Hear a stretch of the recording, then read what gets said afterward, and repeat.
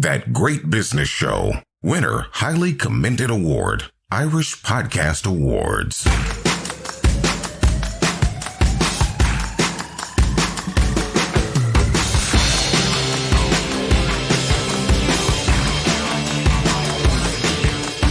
Welcome to episode 187 of That Great Business Show, home of great business tips, insights and opportunities on every episode, delivered in our commute-friendly package or on board Aer Lingus long haul, where we are their podcast partners. Unlock the full potential of your business with Mentors Work, Ireland's award-winning, fully government-funded mentoring programme designed to fuel the growth of your business, no matter the sector or size. Mentors Work will help transform your business by providing tailored guidance through one-on-one mentoring sessions, upskilling workshops, as well as networking opportunities. Together with your mentor, you'll also craft a customized 6-month business plan to propel your business forward. Tried and tested and already empowering over 3,000 Irish businesses. Register for free today on mentorswork.ie. I'm Conall Morain, Fortister. On this episode, fractional is the new black. No matter what size your business, you can now afford to buy a piece of top business talent. And doing it, not talking about it. A one-time actor explains how he has created a software business that is going gangbusters. De facto, the revolutionary shaving oil, changing the face of shaving. For the smoothest shave of your life, just add water. No more lathering up or cleaning up afterward. Just add a few drops of water and you're ready to go. De facto's blend of all natural oils hydrates and protects your skin. No more razor burns or irritation. A spa treatment for your face. Perfect for all skin types and lasts so much longer than traditional foams or gels. De facto, a shaving revolution. Just add water. Available from selected pharmacies and from defactoshave.com.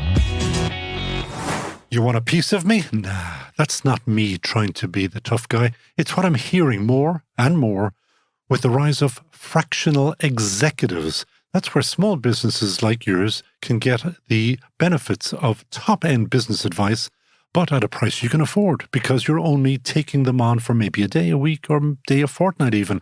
We covered fractional marketing before when we had Peter McPartlin of the Indie List on episode 166. And we are returning to the topic on this episode because the interest businesses have shown in it. Tony Dignam is founder of Agile Executives, founded 5 years ago, that has 120 consultants on their books. And what caught my eye is Agile Executives' international expansion with consultants available overseas to help your business grow in places as diverse as Pakistan, South Africa, Malta, and of course the UK and the US. Tony Dignam, welcome to That Great Business Show. Thank you, Conall. Agile Executives, what do they do? So we have a range of those 120. We cover, I suppose, a variety of different skill sets. We have quite a number from finance backgrounds. So chief financial officers or former chief financial officers who are now working across a number of businesses in that fractional role or consulting role, or providing mentoring or support to those businesses. We've got people from digital background, sustainability, marketing, sales, pretty much every area that you can think of at this stage that a business might need support on, particularly as they expand. Can I be really rude? Do you mind me being really rude? Yeah, of course. Yeah. Would it be unfair to say, why aren't these people, if they're that good, why aren't they full-time in big companies? A lot of them have been full-time in big companies and have decided that maybe it's the stage of the career. A lot of them are people maybe who've been there, who've done it. A lot of them have set up businesses themselves, have built them up, have sold them on, and are just deciding they want maybe more flexibility in their own lives, like the idea of working and sharing their knowledge across a number of companies. And I think from my own point of view, my background is finance. What I love about working with smaller businesses is the impact you can have. In a big corporate role, you're caught in this reporting cycle. It's just the same month end after month end. Whereas when you're working with small businesses, you can bring real value to them. And I was only joking because I do understand the concept, and it is such a lovely idea, and it's affordable. How much do these guys cost? Now, you don't have to actually tell me what their day rate is, but for as an SME listening at the moment, is it just too much for them? It obviously isn't, because they have to price it right. Yeah, I mean, they certainly can't afford these and don't need them on a full-time basis. We do see sometimes companies stretching themselves, maybe, and bringing in, a resource like this on a full-time basis. And from my own experience, even working in a large multinational, I probably spend 70 or 80% of my time doing work that can easily be done by somebody more junior. So you're actually, that's a waste of money. So that organization, I still work with them on a part-time basis. And they took my advice when I left, and they actually replaced me with somebody at a more junior level who's actually finds that work interesting and challenging, as opposed to I was kind of, I suppose, struggling doing that work. Bored, yeah. Where if you're only in for that time, it works out far more cost effective.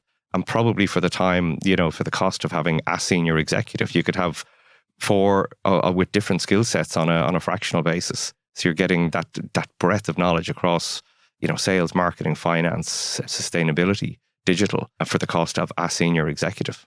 And you set up 5 years ago. What made you set up? Partly I was a bit fed up and bored with the full-time role, the corporate role.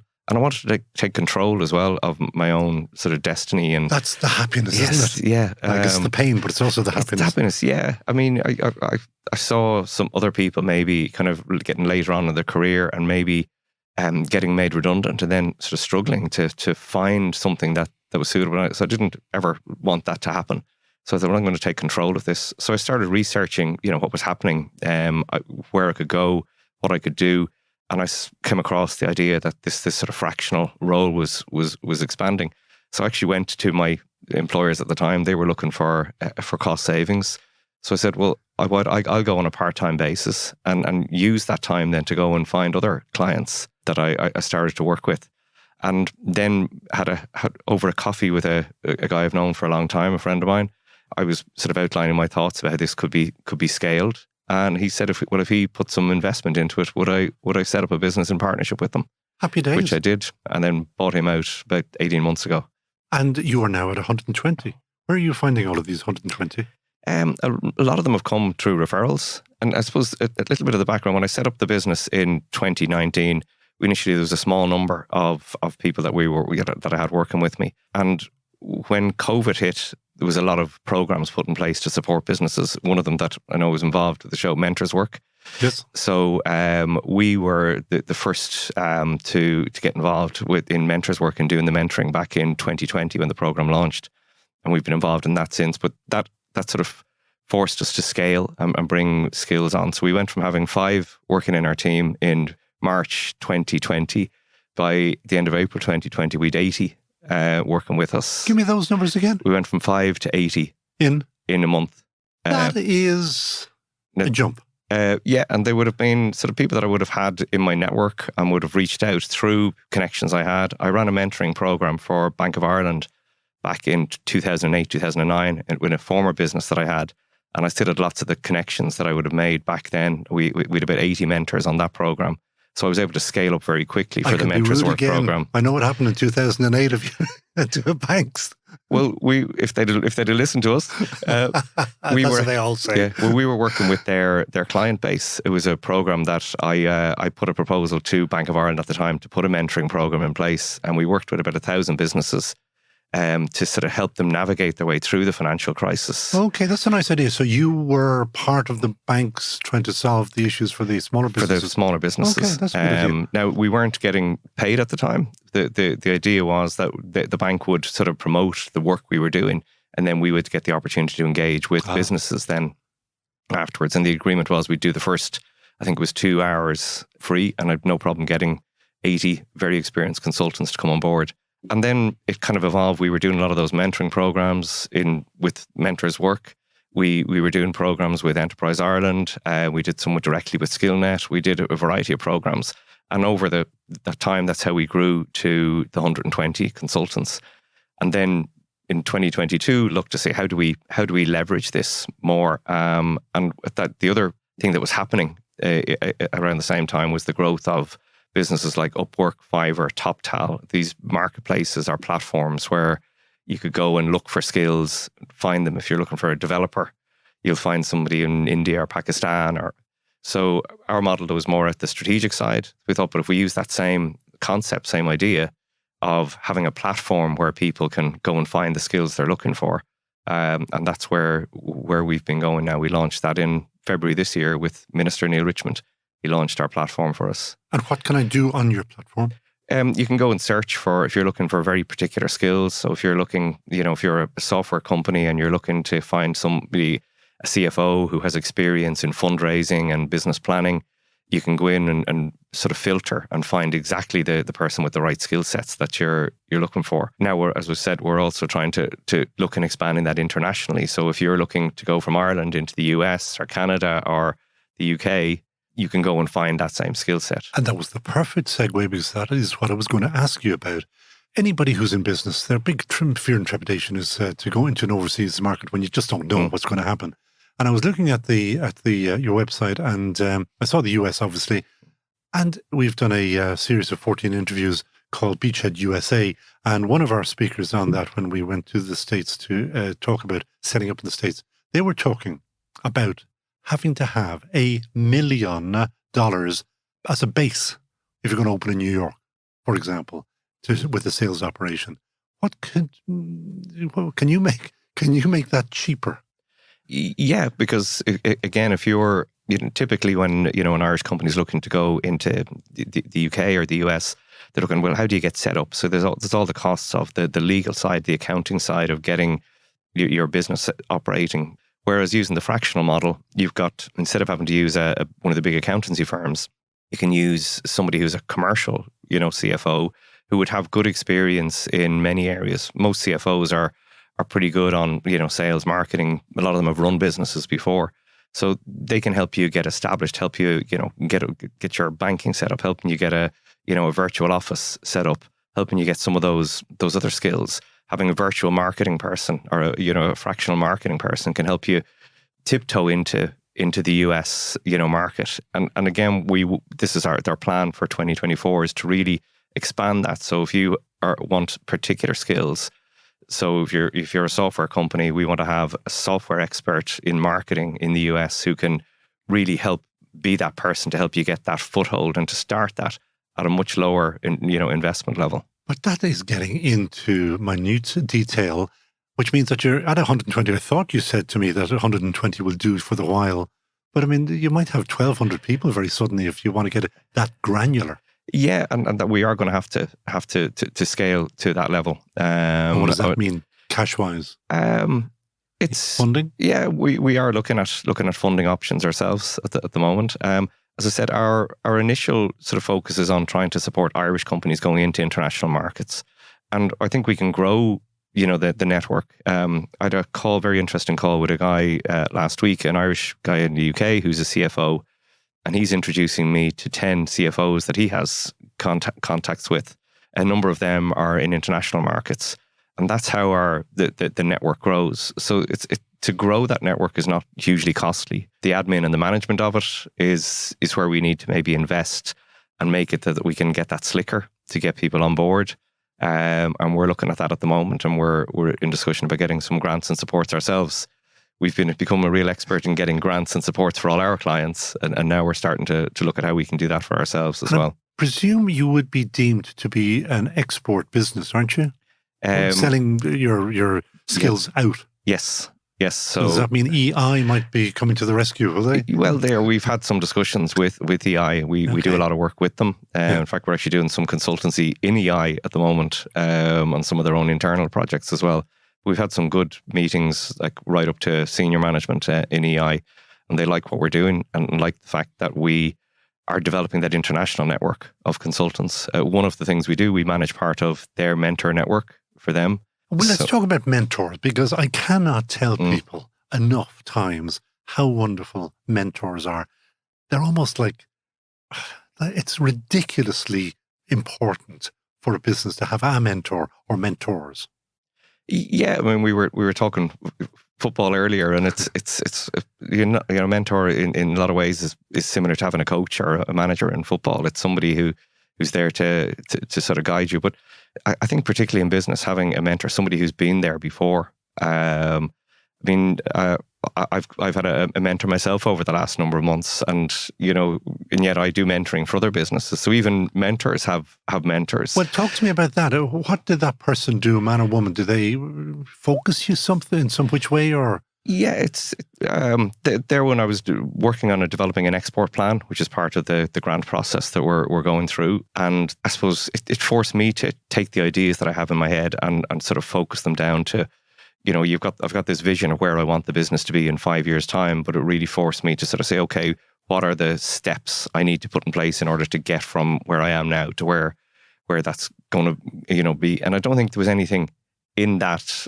was necessarily new to me, but his sort of just probing and asking questions and sort of challenging sort of forced me to put it all down in paper and put it down in a plan that actually started to hang together. And since it is on paper, you're going to have to tell me, what is the plan in 5 years' time? And you can't say, oh, I don't know. It's on a piece of paper somewhere. Yeah, well, the plan is for Agile Executives and our platform, Agile Connect, to be an international business. What's the dream? What's the dream? The dream is to have it that, there's one of our competitors, I won't say who it is they're in about 20 countries and they have their £50 million sterling business. And I don't see why we can't be something similar. And is that an Irish business? No, it's a UK. Yeah. It'd be a UK competitor. And there's nothing to stop you being equal, if not better than that, correct? Nothing to stop. And I've spoken to a number of the CFOs I've been talking to in the last number of weeks would have been associates of this competitor. And they think our model is a better model, both from their point of view, in that it's a fairer model as they see. It's more flexible, and they think it covers every position within it, as I said, across finance, digital, sales, marketing. So a better solution for the clients. And I said at the beginning that you are amongst many other countries in Pakistan, South Africa, Malta, and the UK and US. How did you end up with a location of Pakistan as a location? Through people here that actually are originally from Pakistan or have Pakistan, origins. And did you have a chat to find out what the opportunities are? I mean, these countries can be vast. There is a big economy in a lot of these countries, big opportunities. Yeah, and in particular, we've developed strong relationships, and there's a lot of South Africans in Ireland now, so that's becoming a bigger market and an easier market. For a lot of people. So it's trying to tap into the fact that I think is 30% of people in Dublin are non-nationals now. So a lot of our 120 are non-nationals, and then they have their own connections and network that they're now starting to introduce us to, and we're getting that interest from people outside of Ireland. And I didn't prep you for this now, so if there isn't an answer, I don't mind. But in terms of a big win, anybody that you have worked with or that your associates have worked with, that there were some really impressive wins that you can use as up on the website as big claims? Well, one of the clients, and a lot of the clients don't like their names because they don't like the information necessarily being public. Cool. But one of the clients I started working with in 2019, they had about 130 employees at the time. They're now 350 employees. Their turnover was about 7 million. They're going to hit over 20 this year. That's chunky. So, sizable growth, in that business, and significant improvements in the profitability of the business as well. Which always helps. And did they go overseas with you, or did you bring them overseas? They haven't gone overseas. That's all in Ireland at this stage. But there's a number of others for different. Another great example of a client is one we started working with on a one-day mentoring assignment. We then identified there was opportunities to get other grants and supports for them. So we managed to get them significant grants and supports through Enterprise Ireland, help them really scale their business. And then they've now had an international buyer who's come in and bought them over. So from their point of view, a great success, and they've cashed in, and one of our team has been working with them since 2020 and continues to work with them, even though they're part of an international group now, still providing that fractional CFO and support and mentoring the CEO and the senior team at the same time. So what would you like to hear from our listeners in terms of making contact with you? Do you want them as clients? Presumably. But what about those who say, yeah, I like this model, and I'm not going to stay with the big firm for the rest of my natural? Yeah, I mean, we're always keen to strengthen the team that we have. The stronger the team, the better we can support the clients. But certainly looking for clients. I mean, one of the things we've also, and I mentioned that we've also been able to do is become kind of one of the most connected organizations for getting access to grants and supports. We do a lot we work with 15 different local enterprise offices. We work with Enterprise Ireland. We've done work with Intertrade Ireland. We work with SkillNet. We're now doing the mentoring again on mentors work this year again. And as you mentioned, our kind supporters of the podcast. Yeah, so there's 1,000 positions for businesses to sign up to mentors work this year. And it's FREE, isn't that right? It absolutely is. And that gets you access to I don't know why people have just like locusts moved in on it. Well, I think there's certainly this phase of it only launched, I think, about maybe 6 weeks ago. And I think we're up to about 150, 200 businesses that have signed up. So it is getting a lot of interest. And as I said, the quality of the team that we have supporting them and has always been, a very strong team right from when the program was launched in 2020. When will you find out about your own funding? When will you say, look at we're going to do it this way and for this amount? There's different stages to that. So I'm working on, there's a particular grant application I'm working on at the moment. We're looking at other things. There's some great supports and we're looking at it from through SBCI. There's a future growth loan scheme that we're working on that for a number of our own clients, but we're also working on that for ourselves. No harm in knowing the process. Yeah. So I think that's a great access to funding. And it's that SBCI solution, I think, is something. In round figures, what is that particular grant or that particular funding? We're probably looking for 500,000 funding through that, which would really help us ramp up the because it is a bit of a land grab, isn't it? Like, get out there and do it rapidly, isn't it? Yeah, yes. I mean, there is this huge sort of growth internationally in the whole fractional model at the moment. I'm not even sure that the phrase a year ago kind of existed. It was part-time, it was as a service, but the concept of fractional just in the last 12 months. And I think sounds sexy. But it also, I think, is a sign that something is becoming mainstream when there's actually a specific phrase or term that's being used for it. And I think that combined with our platform and the model and how we're doing it and sort of engaging consultants with different skills and different backgrounds and the referral sort of opportunities we're creating in the model, I think it's something we do need to move on quickly to. And again, thank God for technology, because based on our tiny little island, we can talk to the world and we can bring Agile Executives to the world. Yeah, I mean, it'll still be, we will be, always running it from here. We will need to presumably eventually possibly set up offices in other locations, but we can do most of it still from here and just continue to build the central team, and the model all based from here. As can happen. Now, their final question, because I made sure that you were told about it, is who would Tony Dignam hire in a heartbeat? Well, apart from the 120 consultants that we have on our platform, because they're obviously all top in their field. But yeah, there was a couple of people that I had on my list. Yeah, one I can mention. Unfortunately, she's not around anymore. But my own mother was one of the best salespeople I ever came across, and I'd love to have her selling for the business. You could say you did not lick it off the street. What was your mum, and how did she show her sales prowess? Well, I suppose she always had a great energy to get out and sell whatever it might be. But I suppose her real success of sales, she was with the company Mace Promotions, who were a marketing company and did advertising and golf umbrellas and many other things. But she started selling awnings and eventually became sales director of Mace. And that would have been back in the 70s and 80s when it wasn't so fashionable for women to be in director positions. So she was an exceptional woman. And did she actually teach you anything, or did you learn by watching, or what was the process? I learned by watching, but one of the things that she always wanted was little bits of advice. She said, if you ever get into an office in a meeting and somebody offers you a tea or coffee, take it.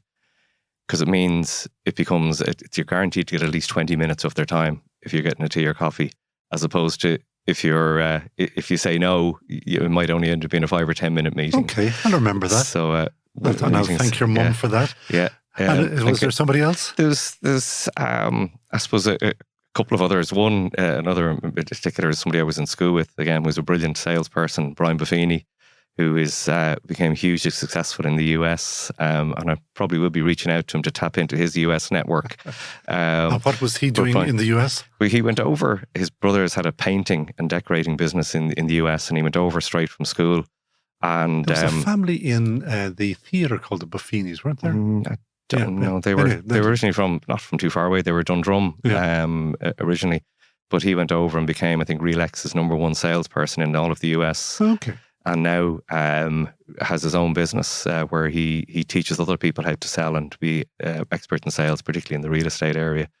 But I would spent some time on his floor in San Diego when I'd left college, sleeping on his floor. Not passed out. No, sleeping. But hugely successful, and I still kind of keep in touch with him. Good. And then there's so many amazing people I've met over the years. That you are a networker at heart, full time. I mean, full on networker. Yeah. I wouldn't have always been. I suppose particularly when you're in the corporate world in a finance role, you tend to be. There isn't that I suppose opportunity or need for networking, but I still would have always made sure I got out. When I was finance director in a manufacturing company, I got taught how to make the product, so I could get down on the factory floor at the busy quarter ends, and it builds relationships and trust. So, and I've always done that in finance roles. Just got out and learned how. When I was in Compass Catering, I learned how to. I got in the kitchen area.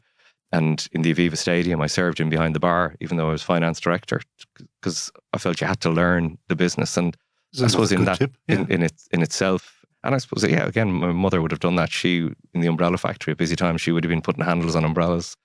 So I think that's something I've always done as well. Learn, some of the tougher jobs when you're in a company. I better lock down the microphones here, because you might start taking over my job now. That is really, really interesting. So, Tony Dignam, thank you so much for joining us on That Great Business Show. Where will anybody find you? Agile Executives, plural. Yes. And the second one is, there's the second organisation that you have, isn't there? No, it's Agile. Well, Agile Connect is the platform. Okay. That's on. So it's Agile Executives.ie. Yeah, and I'm just Tony at agileexecutives.ie. And you'll answer the phone. Yep. And you'll have a chat. Yeah. Particularly if it's about soccer. Yeah.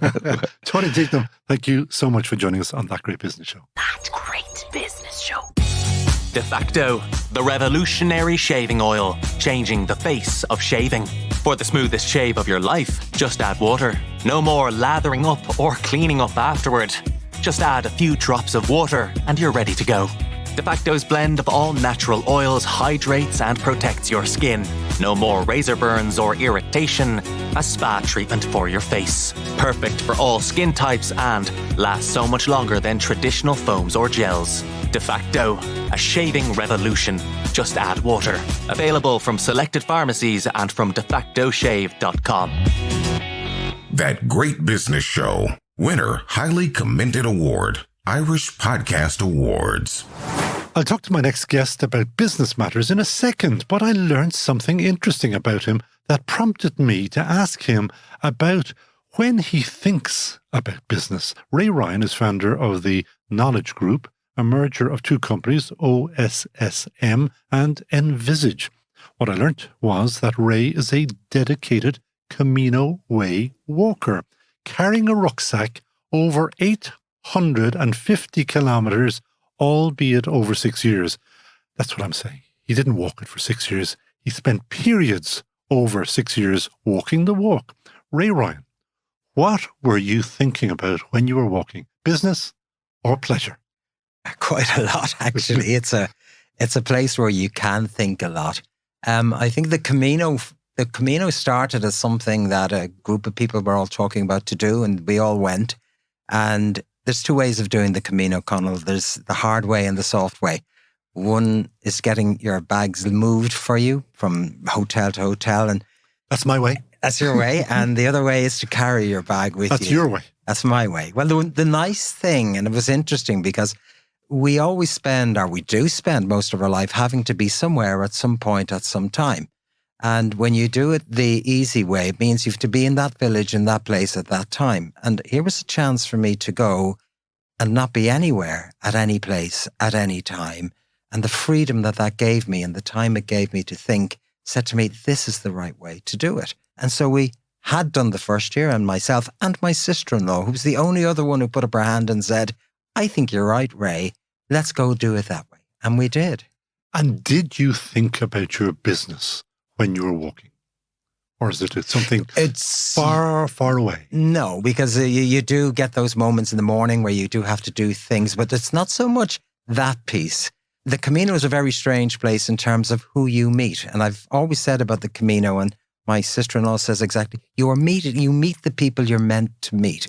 I remember on year 3, when I had got a bit brave among myself, and I just thought, I can handle this. You're only supposed to carry 10% of your weight on your back. That's the kind of golden rule. I just thought I could manage that a little bit more. And by day 2, both my feet were completely blistered. And of course, there's no prevention. There's no cure. Prevention is the cure. When it's popped, it's popped. Yeah, when they pop, they pop. So I'm kind of on day 3 now walking, and every footstep is like a bed of nails.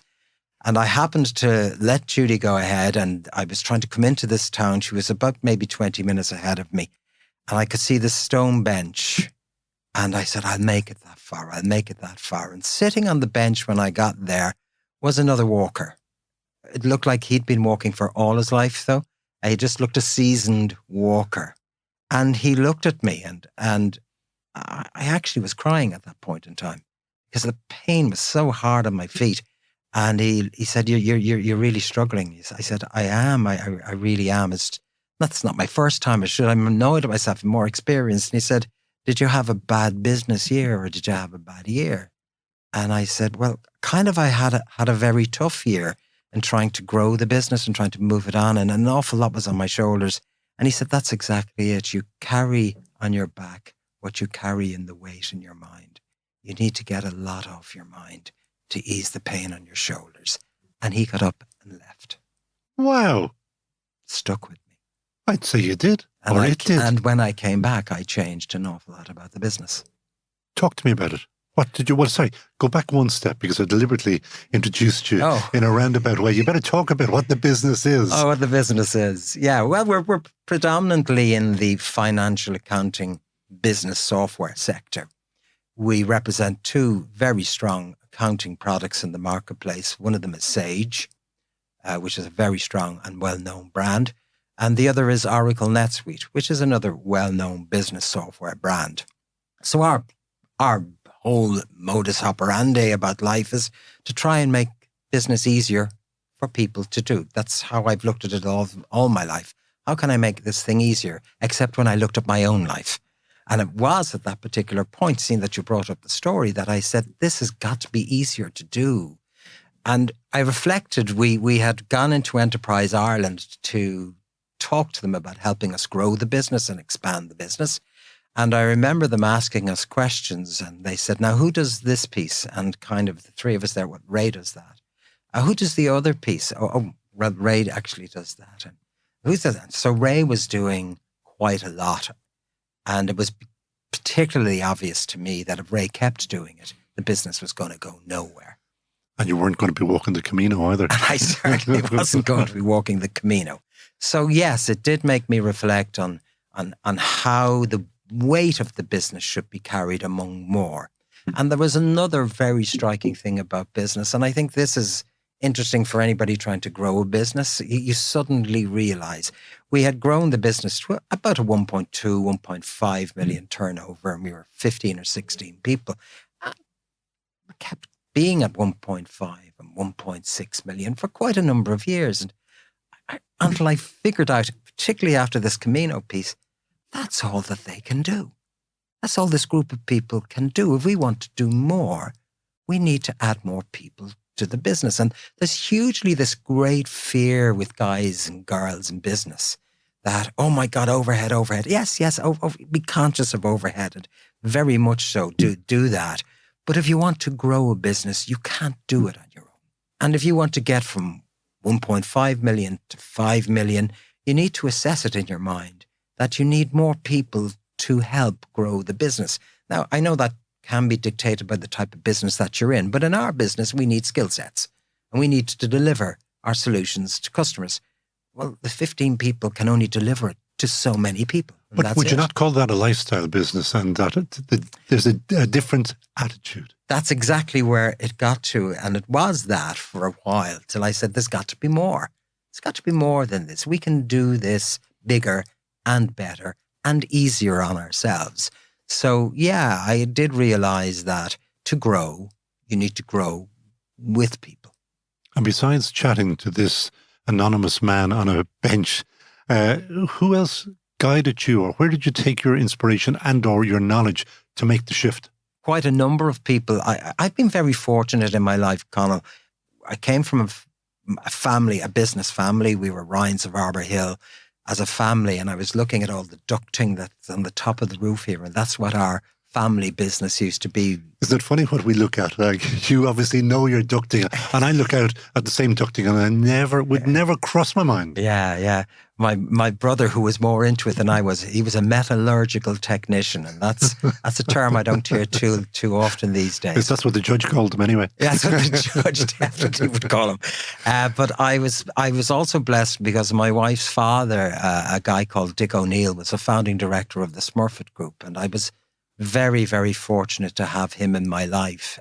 Dick was an amazing guy. He ran Smurfits, and then he branched out onto his own companies like Boswire. But he was always on the move. He had his fingers in business, and he just gave me such guidance as a young guy trying to get out. A few very interesting things he said to me. He said to me when I said to him, Dick, I'm thinking of going out my own. He said, that's great. He said, there's only a couple of things I want to say to you. He said, there's only 2 things that will ever put you out of business. And I said, yes, Dick, what's? He said, that's cash flow and enthusiasm. He said, you can control one, but if you don't have enthusiasm, you'll be gone. That's really interesting. Yeah, that's interesting. He said, the second thing is, it's easy. And I went, what do you mean? It's no. Business is definitely easy. All you have to do is what you say you're going to do. And it's as easy as that. If you don't do that, then it's complicated. And they were 2 very simple learnings that I got out of my father-in-law, who's coached quite a few of the family who are now successful.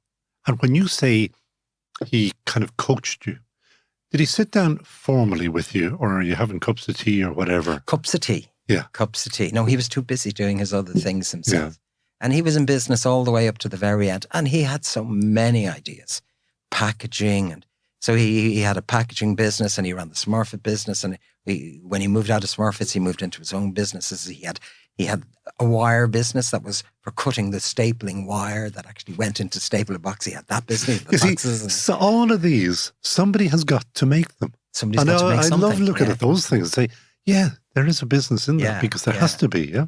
Yeah, well, it's just when you take that generation of Irish guys and women who built Irish businesses in the hard days, like, they had the hard ride to get through it. And they were full of knowledge and full of ideas, because you had to have ideas. That was the 1980s and before. And before, yeah. 60s to 80s. When there wasn't an industry, there wasn't even an economy in this country, for those who actually remember back that far. And that doesn't make it any easier nowadays, because we are internationalized. That's hugely beneficial, but there's competition. And obviously you've now, if I'm correct, you're now also in the UK, correct? Yeah. And you took a decision to go into the UK. Why? Well, it was the same thing about growth. We understood the opportunity for what we were doing was vast in the UK marketplace. So we've 3 different strands to the business. We have the Sage products that we sell. We have the Oracle NetSuite products that we sell. And we have our own product that we designed and developed ourselves called Connections. That's what we call it. And I could see, I've always kind of thought that nobody was really interested in Ray Ryan getting on a plane to Manchester with a briefcase to sell a product called Sage, which was already being sold. I was going to make the point. It's already there. Yeah. So if I could bring across something that added value to that product, then we had a chance in the marketplace. So when we found ourselves in a situation where we were writing our own software, which is particularly for the retail sector and even more particularly for the convenience and forecourt stores in that sector. Why did you choose them? Well, it's coincidence and one of life's... Another lad sitting on a bench and Camino, no. When he was in Galway. we were kind of fortunate that we were talking to a company, and it was the original customer, and I'm sure he won't mind me saying the company is called Carib Oil. And Carib Oil... I know their vans, yeah, trucks, you'll see them, you'll see them. And a guy called Richard Carroll. And Richard is a very good and foresight and thinking ahead about automation and making business easier for himself.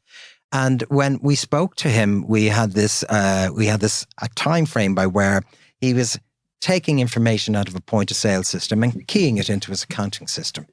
And he asked me, could we do something better than that? And when we looked at the accounting software and we looked at the EPOS system and we spoke to the people, they said, well, we can take that information electronically. But I don't just want to put it in, Ray. I want to make sure it goes in correctly to the right places. So what we did was then take the information and map it to, I won't get technical, but his nominal ledger, so that all of the information broke. See my eyes glazing over? I know. But that the information went to the right place in his accounting system without him having to think. Now, when you've got 16 stores and you're trying to do that manually, it becomes an impossibility. So you just dump it into one, but that never gave him proper analysis. So we technically did that. Then when we'd done it, he said, thank you, but that's not my problem. I said, okay, what's your problem? Then he brought me up to another room by where he had 6 people sitting down, and they were taking a delivery docket and an invoice, and they were going 199, VAT. And they were doing this manually. And he said, we want to grow our business, and we can't grow it if this is the case. Can you automate that and make that easier? And it was something we technically could do. We could take the delivery details out of the point of sale system. We could take the invoicing details from the suppliers and electronically match them and post them again correctly, automatically over to the accounting system. And in doing so, rather than waiting a year to get his position of his businesses on each retail store, he was able to get that information at the end of every month for every store. And he told me when we did it for him, we started in November and then finished in February with all of the stores ending their month. He said this is the first time ever in their business that they ever had that chance to get that figure. It's mad, isn't it? It's mad, but making business easier is what it really is all about. And how come you guys were able to do it and others hadn't got it done? A lot of people had something like they would call, and again, I won't get glossy on terms, but they were doing a bit of a file transfer from one to the other. So we'll take all of that and shove all of that there. But there was no breakdown, no analysis of it, no proper coding of it, no checking of it, no making sure that it added up. But why were they not doing that? It's like one of these things in life, Colin, isn't it? That you're asked, can you do that? And it made sense to me straight away. The minute I saw it, it made sense to me straight away that this... Now we deal with companies in the UK who have 50 to 100 stores. And the value that we now can bring is really interesting. And this is only in one part of our business. We have added into that to keep it relevant. It was another thing that was said to me by somebody else. The most important thing in business, Ray, is to stay relevant. So in staying relevant... That helps, I believe. It does help, yeah. It does help. So we're adding in the measurement of energy usage. So if you take a typical forecourt store, it might have a deli. We'll know what they're buying from the goods that come in. We'll know what they're selling from what's going out. We'll know what even the payroll cost may be because it's in the accounting software that we deal with. But they also have another cost that no one's measuring at this point in time properly, which is the oven that's cooking all of this food that's going out. Hang on a second. Now, surely your electricity bills or gas bills, whatever you're burning... It'll only tell you the total. Okay. It won't break it down by individual appliance. Okay. Or sector of the business. So you'd have a chill wall, a freezer wall, you'd have ovens, you'd have central air conditioning. All of these things are chewing up. And I keep talking to my own clients about the big focus retailers have is getting money in the door. And in a way, some of these retailers don't focus on controlling the money going out the door. And Richard Carroll in fairness to him, was one of these good men with foresight. They're now 32 stores and growing still. Fabulous. Now, back to the expansion. The beginning, sorry, yeah. No, not the beginning, the expansion into the UK. Yeah. So you said there's a big market across the water. Yeah. And there are lots of them. And what was the initial thing? Where did you start? Where did you set up base? Well, we didn't. We don't have to. There's the nice thing, because our business is in the IT sector, when COVID came, we already had people operating remotely. So it wasn't new to us to do it. It wasn't new to us to be implementing something somewhere else with a person that sat down in Cork or a person who sat in Waterford, a person who sat in Derry. We already had that in place. So going and attacking the UK marketplace, now knowing that we had a solution that we could bring that no one else had, was the reason we decided to go in there.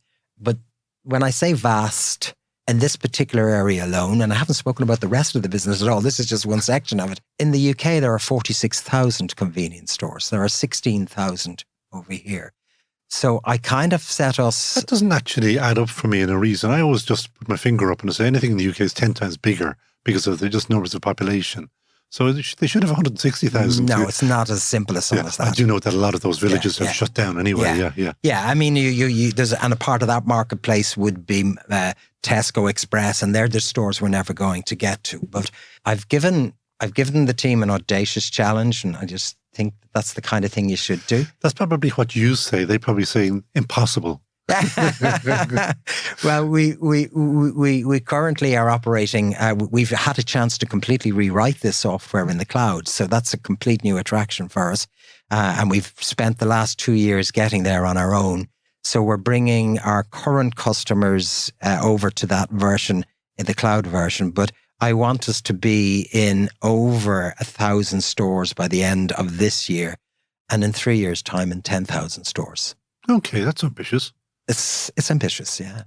What does that mean in terms of growing the business itself? As in, you need boots on streets, or how are you knocking on doors? Yeah, it's actually quite interesting because digital marketing, and that'll be a point I'll make later on in talking to you about the way this world is changing. You better speed it up because you're going to get in time. Okay. You'll have to come back for part 2. And we have done part 2s and part 3s. So, okay. Well, it's a very identifiable marketplace. And bearing in mind, some of the clients that we can talk to can have anything from 100 to 200 to 300 stores. Yeah. So it's really a matter of us identifying the right audience, getting to them in a digital way that you can now do. Well, talk to me. Actually, I'm always beyond curious about how do you sit down, I don't know, on your LinkedIn, or what do you use to try to identify these people? I've got an amazing marketing team. And an awful lot of these retailers belong to organizations. And we can penetrate those organizations, and those organizations hold specific events. So in real terms... And Ray pitches up at these events, I presume. We pitch up with our little tent and we're there. Yeah. I've been very, very fortunate because our relationships, business-wise and personal, with the EPOS providers has been very, very strong. EPOS, electronic point of sale system. Yes. Sorry, I must remember the acronyms, not to be. But these companies have been and they're Irish companies, and they've been very successful in the UK marketplace with this area. So they've been introducing us along the way. Well, that's very good of them. It is very good of them, yeah, because we do something they don't want to do or have to deal with when they used to. They don't do it anymore. We take the accounting headache away. One nice thing about the financial business is that it's the same all over the world. It's not a different language. So do you have bigger ambitions? If there are 70 million people in the UK, there are 550 million across the EU. That goes considerably bigger again. Yeah, it's not as easy as saying that because the fiscal laws... That's what I do. I just make up things. Yeah. Fiscal laws in each one of these countries are different. So to address that... But the additions aren't, as in, adding 1 and 1. Yes, but reporting them back to where they need to be reported to ours. But to address that so we traditionally are a Sage business partner, they would call us. And we grew our business in the Irish marketplace. And as a result of having our own software, we've now grown customers in the UK marketplace. But cloud made a very big statement in our industry. And once you kind of put the word cloud around what you did, there was an expectation that you were international. And for us, originally, when we wanted to look into this cloud space, because this was the obvious one for us to grow in, the product we could only find that would suit us, that would address exactly as the point you have made, is the Oracle NetSuite product at the time. They had a solution that met all of that fiscal requirement and language requirement and output requirement for each one of those countries. So for us, getting involved with the Oracle NetSuite product was really, really interesting in helping us grow because it brought us to a different kind of customer. Customers who would take on the Oracle NetSuite product were customers who were growing in these foreign markets and who did need the reporting capability of a system that was one system, but allowing it report in all of those different. So we've gone as far as Bulgaria at this particular point in time in implementing software systems. Yeah, but you were brought to Bulgaria basically by an existing client. By an existing client. You weren't going around Bulgaria knocking on doors. No, and I don't think I'll do that. But that's how we see we will expand. We have other customers that are in Germany and Spain, and we're implementing software solutions for them. But this product allows us and enables us to do that. So where are you in terms of numbers nowadays? Yeah, interesting. But in 2019, we were hanging around this 1,500 with 15, or 1.5 million with 15 people. So I did set us a challenge to get to, in 5 years, which is this year, to 5 million and 40 people. We did that in 2022. Oh, that was quick. Well, it was, but I did notice. 2 years ahead of. Yeah, it was. But I noticed we stayed there for 2 years. And I was looking at the business going, okay, we've gone this far. Why can't we? Why? And it's only that you don't set yourself that challenge. And the second piece, we are now at 40 people. That's what 40 people can do in my industry. So we're now heading for 70 people and 10 million. Well, why 70, not 80 or 100 Interesting or 60? Again, yeah. When I did the first one, if somebody had have asked me that question, what will the 40 people do? I would have said, I haven't a clue. I just know I need 40. But now I know exactly what those 70 people will do in the business and what part of the business that they'll need to be in. And the first 3 we've added at this particular point in time are to the marketing side. So we're now at 43 or something like that. And believe it or not, these 3 are in South Africa. So, but it's not unusual. We have developers in India. We have developers, and I did hear your previous guest talk about that kind of world. It is the world we now live in. It is, and it's fabulous, and it's hugely opportunistic for Irish businesses. Hugely. Because there are no borders. No. Really, yeah. So and that's the whole point. Yeah, there's no borders. Coming off a teeny little island, as we do, we should be just thinking global, nothing else, just global. Now, back to the questions of numbers and all, is you could take it easy. Like, think of your poor, sore feet. And you could just, as many do, just say, okay, I've topped out here at 40. What's the drive to bring it to 80, to bring it to 160, to bring it to whatever? It's out there.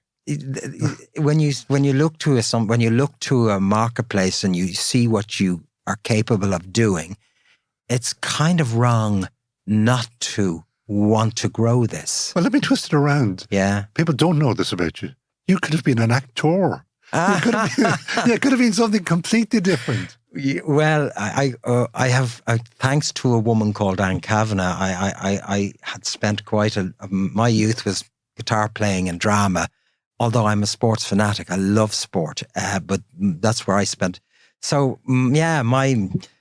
as far as Andrew Scott, I don't know if that name would ring a bell to you, but Andrew was just nominated just recently for BAFTAs and that with Paul Mescal. And Andrew would have been, when I was Fagin and Oliver, Andrew would have been in my gang. Now, I know why I'm not where Andrew is. I did not have the skill he has. And a forewarning from my father that if you're not really going to be super at it, don't do it. But the acting and the drama thing has been very, very useful to me from a communications point of view, because that's what the arts are really all about. They're all about communicating.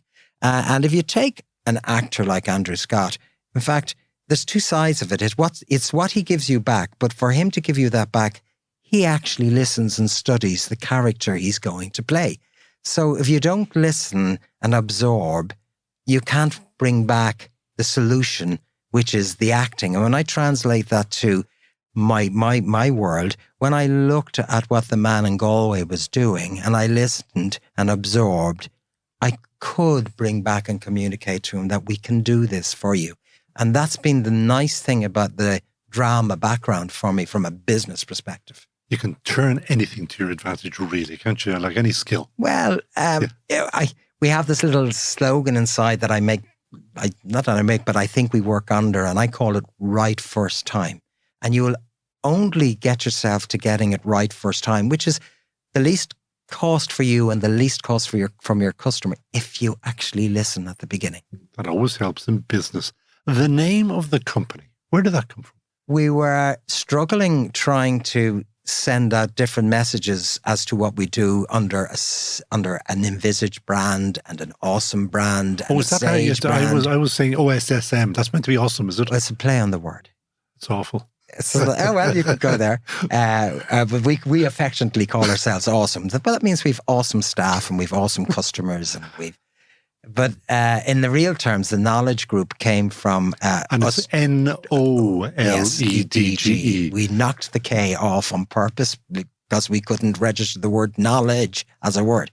And we went through the process in the business of bringing in a professional branding crew, and they're currently working with us at the moment on another project. But they went through that exercise of what is your business, what is it like, and when they interviewed all the staff, they came back and said, the one thing you guys keep telling us is you have knowledge, and they affectionately came up with the knowledge. And did you get a .com for that? No. Yes, we have a .ie and .com for that. Oh, yeah. Good. Yeah, and that is a big problem, trying to find a word. You may have the most lovely word, including awesome, spelled OSSM. Well, it actually is a proper.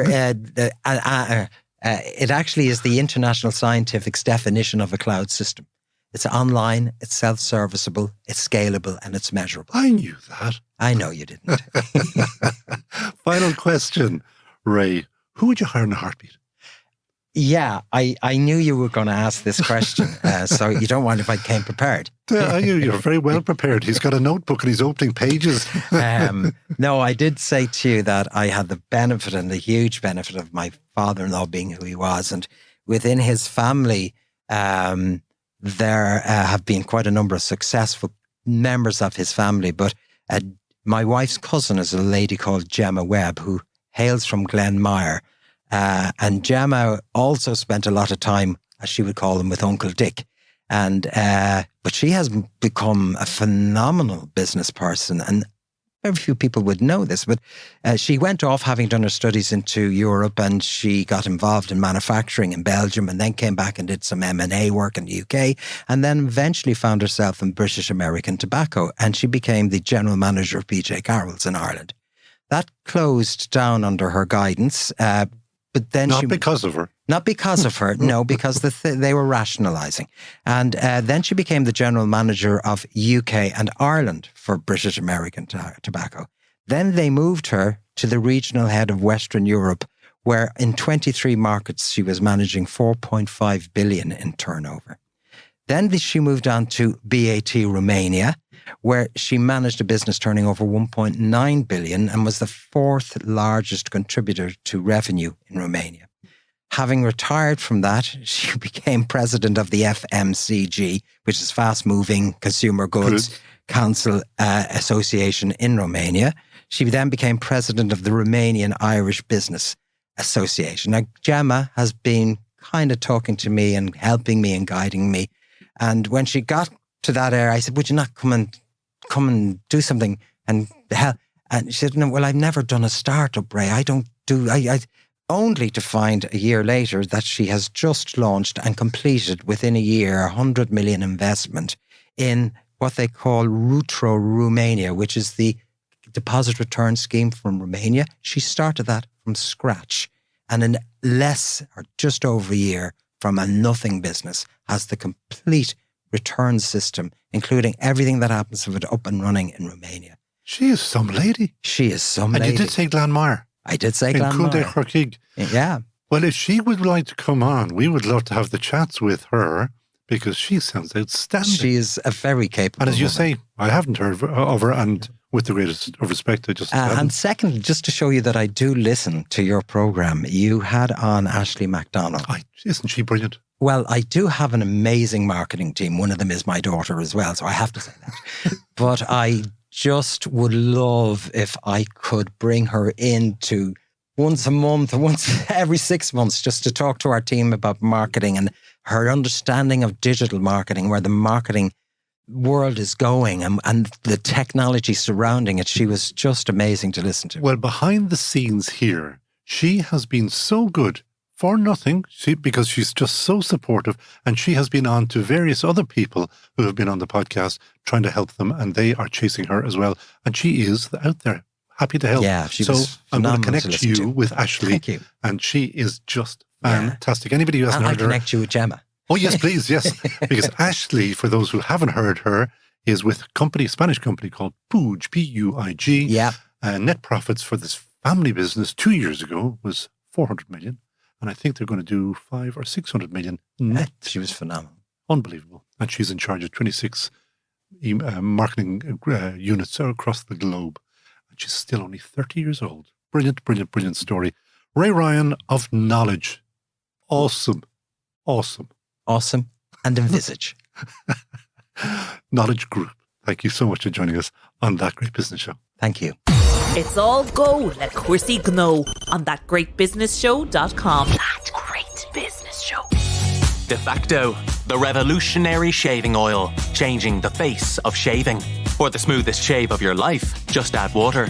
No more lathering up or cleaning up afterward. Just add a few drops of water and you're ready to go. De facto's blend of all natural oils hydrates and protects your skin.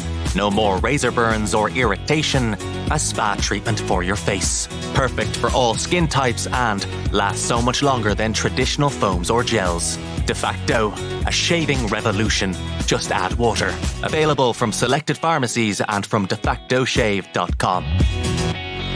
And that is it for episode 187 of That Great Business Show. Great business insights and inspiration as usual. Regular listeners know that we're true believers in business mentors. You've heard us talk about them today.